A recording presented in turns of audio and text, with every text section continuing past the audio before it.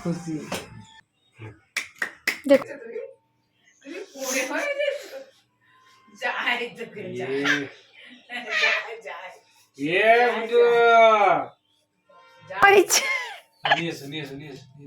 একটা পায়ে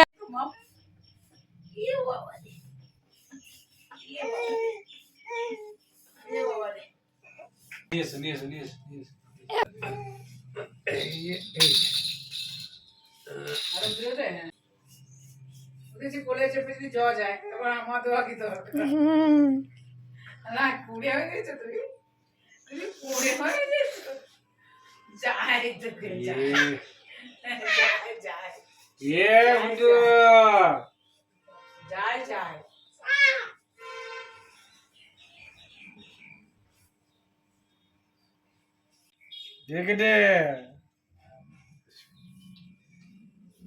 স্পিড ট্রেনিংটা ওর বাবা করাচ্ছে।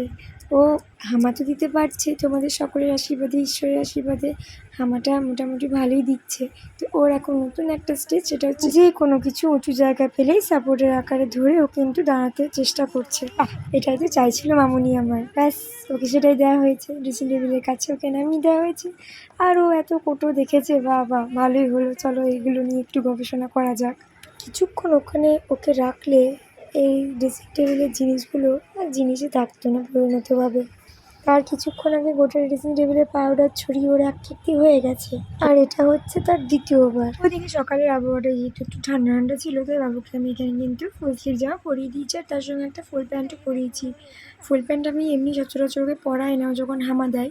আর এরকম বড় জামাও ওকে পরায় না, মজাও পরানো আমার মতে বলে উচিত নয়, কারণ খুব স্লিপ কাটে। এই যেমন স্লিপ কেটে যাচ্ছে, এইগুলো আমি দিই না ওকে। যখন ও যখন হামা দেয় তখন আমি এগুলো পরাই না ওকে। নর্মাল এমনি শর্ট পরিয়েই আর খালি পায়ে ওকে আর কি হামা দেওয়া করায়। এতে করে ও নিজের স্ট্রেংথটা বুঝতে পারে, বডির ভারসাম্য বুঝতে পারে এবং নিজে চেষ্টা করে হামা দিতে পারে। দিক পরিবর্তন হয়ে যাচ্ছে বারবার। ওকে যে খেলনাগুলো দেওয়া হচ্ছে ওগুলো সেইগুলো নেবে না, আশেপাশে যেগুলো পড়ে আছে, টুকরো টাকরা যেগুলো পড়ে আছে ওর সেই দিকে নজর।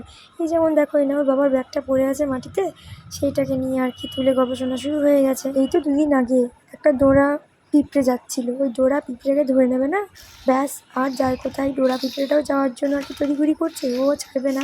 আমি বলি ছাড় রে খেপি, ছাড়, না তো তোকে দেবে দেখবি কামড়িয়ে। কি বলবো বলো তো, আমি পাগল হয়ে যাচ্ছি গো, সত্যি সত্যি তাই। এই যে সময়টা সত্যি প্রচণ্ড একটা স্ট্রাগলিংয়ের সময়, বিশেষ করে মায়েদের ক্ষেত্রে। বাচ্চার জন্ম থেকে এর আগের মাসগুলো স্ট্রাগলিং একটা অন্যরকম আলাদা ছিল, আর এখন পুরোটাই ভিন্ন রকম। ওই যে কিছুক্ষণ আগেই বললাম, ওর এখন কিছু ধরে উইথ সাপোর্টে আর কি দাঁড়াবে, একটু একটু পা ফেলবে।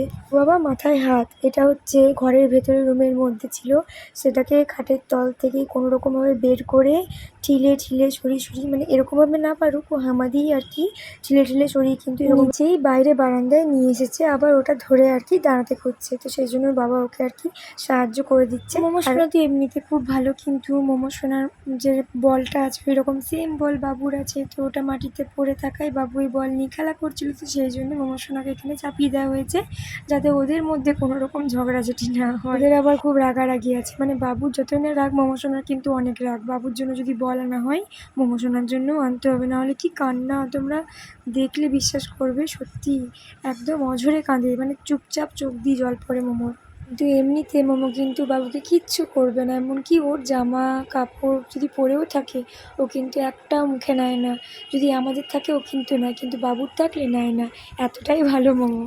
জানি না অনলি মৃত্তিকা মায়ের জন্য কী সেন্স কাজ করে, তবে কিন্তু মৃত্তিকা সোনার কোনো জিনিসই মোমো নেয় না, শুধুমাত্র বল ছাড়া। সোনা মামা কি সুন্দর ওটাকে সাপোর্ট করে দাঁড়িয়ে আছে, মাঝে মাঝে হাত ছেড়ে বললাম একটু হাতটা ছেড়ো তো, ও দাঁড়াতে পারছে কিনা দেখি। আমি দেখলাম যে না, সত্যি কয়েক সেকেন্ড হলেও ও কিন্তু নিজে আর কি চেষ্টা করে আর কি দাঁড়িয়ে থাকছে। তারপর হয়তো ও পড়ে যাচ্ছে, কিন্তু যে চেষ্টা সেটা তো শুরু করে দিয়েছে, এটাই দেখে খুবই ভালো লাগলো। তোমরা সবাই ওকে আশীর্বাদ করো, ও যেন খুব তাড়াতাড়ি হাঁটতে শিখে যায়। দেখো ব্যাস যেটা ভাবছিলাম সেটাই। বসিও না, ভিজে যাবে।